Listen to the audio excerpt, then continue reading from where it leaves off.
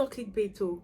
Very true story. I'm a testament of God's goodness and glory. I put off my footwear. I was walking barefoot. I was shouting. This girl is too fine to be a mad person. Like,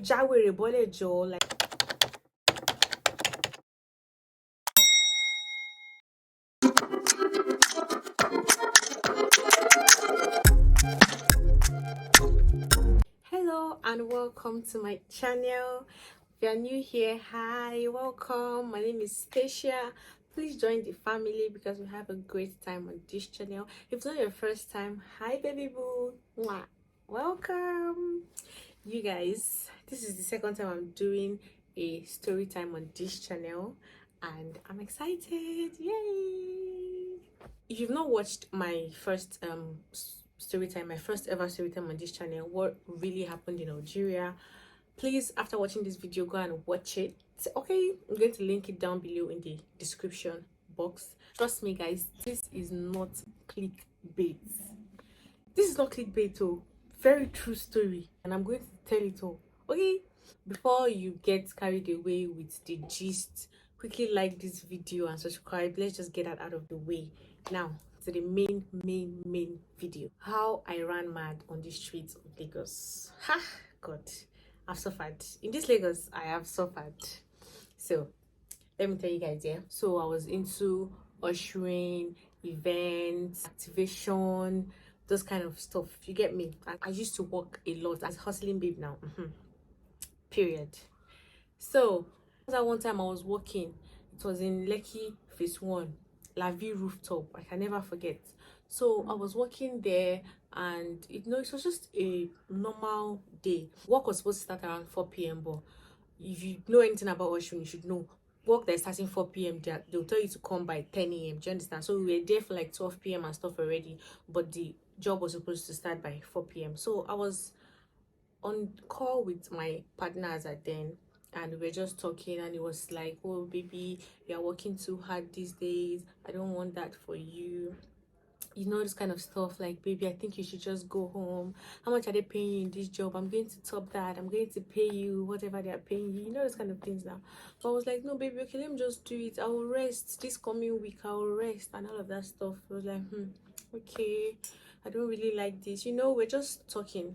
So fast forward to around 3 p.m. the job was legit about to start already. So one of my sisters texted me that she was also working in Lekki, and so she does not want to go back to the mainland that night, so she was lodged around Lekki. So after our work, she's going to go to a lodge, bearing in mind that she was almost closing. It was almost our closing period, but I was like, oh, I'm just starting. I thought that I'm not really prepared to sleep out today. After my work, I want to go home. I was also staying on the island. She said no, I should just come after work. I'm like, it's my sister, I can't say no to her. So I said, okay, no problem. That I was going to join her.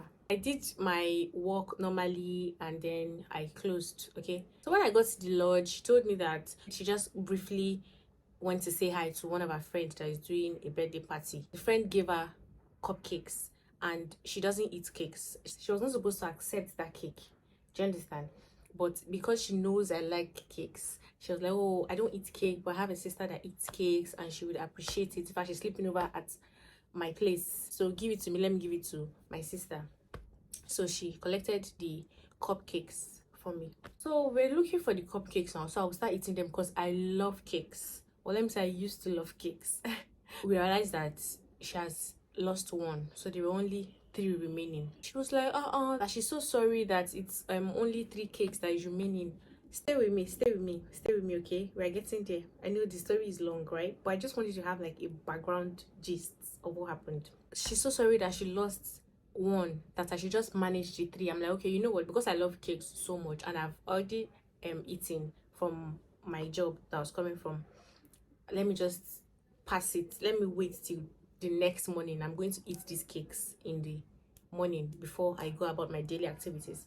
And what I had to do the next day was go to school for my registration, because then I just gained admission into uni. I used to make hair, I used to make wigs for people. So I had like a client that I wanted to deliver wig for in Ikoyi. My schedule for the next day was that I would drop the client's wig for her in Ikoyi, then go to school for registration. Very good. Oh yeah, now we slept over. I woke up the next morning. I told her, all right, take care, bye bye, bye bye. Inside boats, I think then they were still taxify, yeah. So inside taxify, I was eating the cakes, okay, on empty stomach.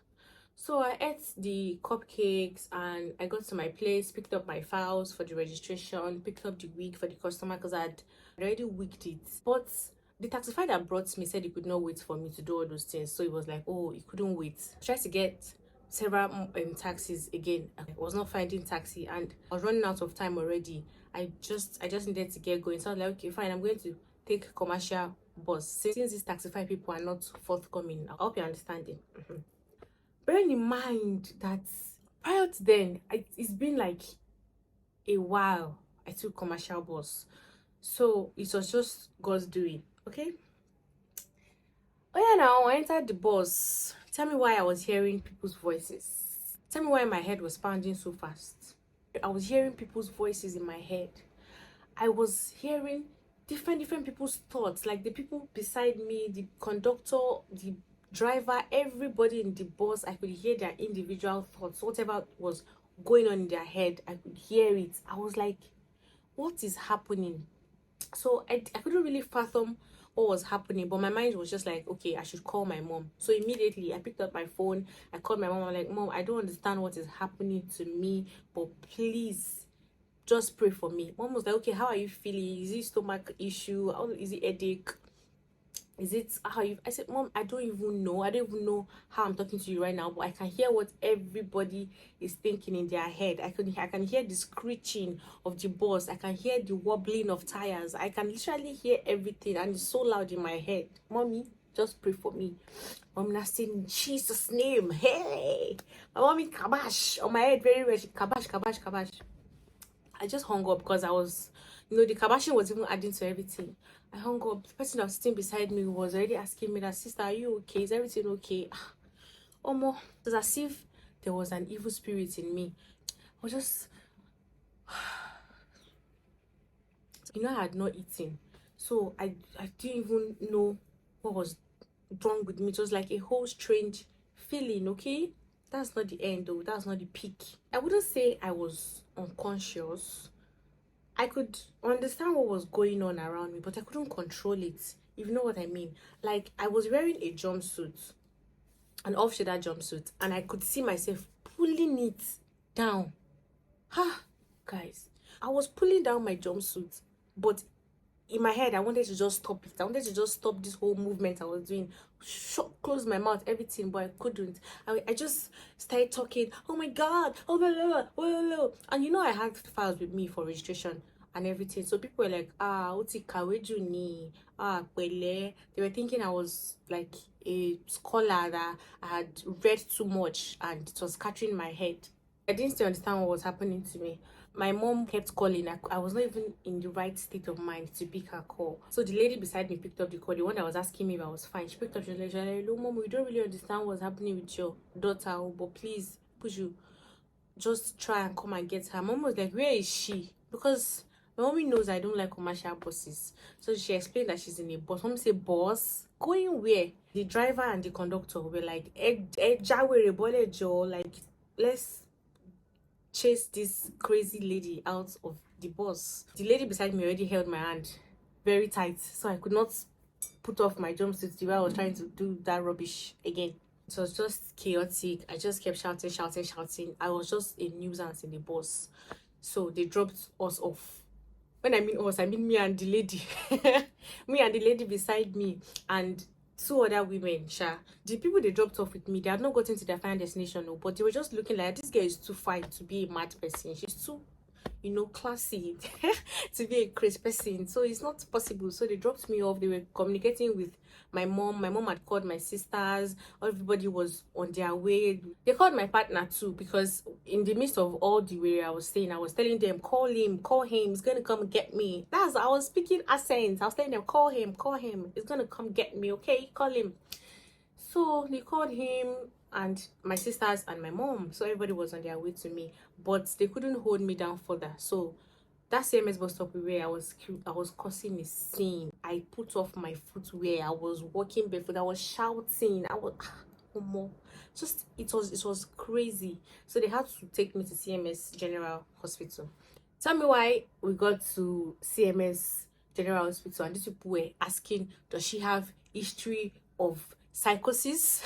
The people were like, they don't know. They just saw me inside bus. That they don't know. But God's so good. Simultaneously, my family started coming.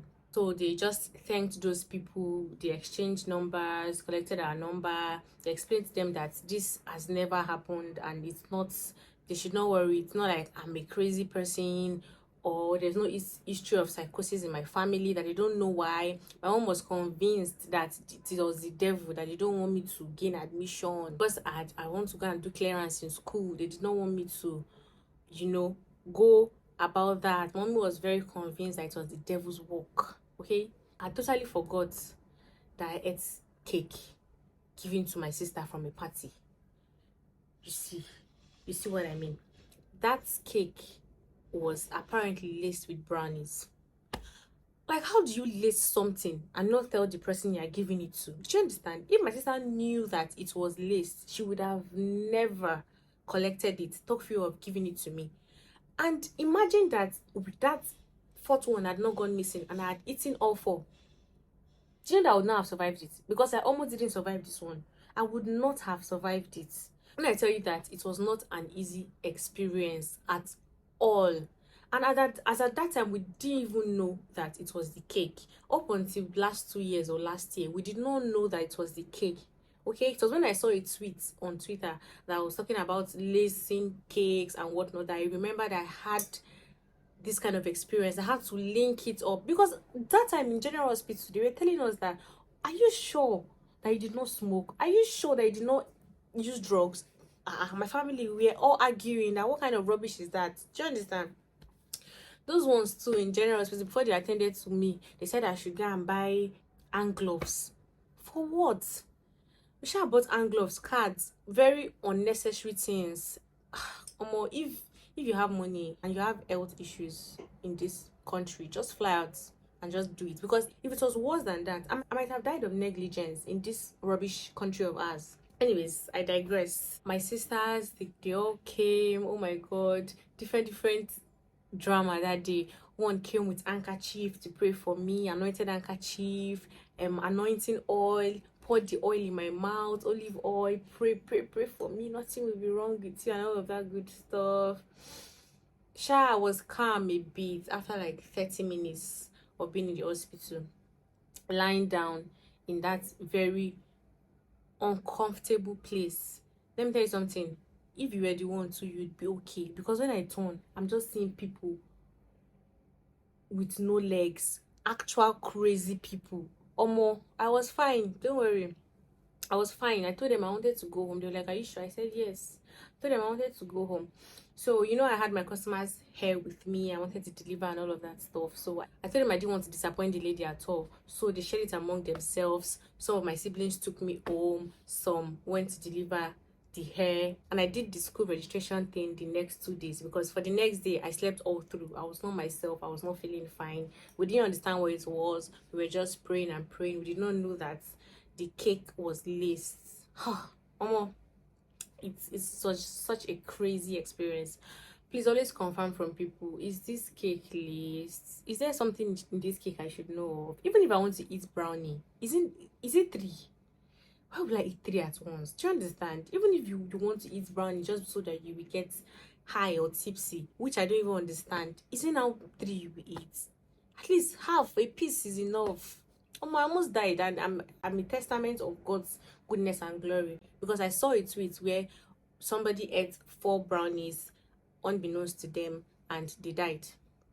Okay, the person's cousin was tweeting it. The person died. So imagine I had eaten that 4. Imagine that one had not gotten missing. You would not have seen my beautiful face. You would not have seen me. You would not have known me. Hey.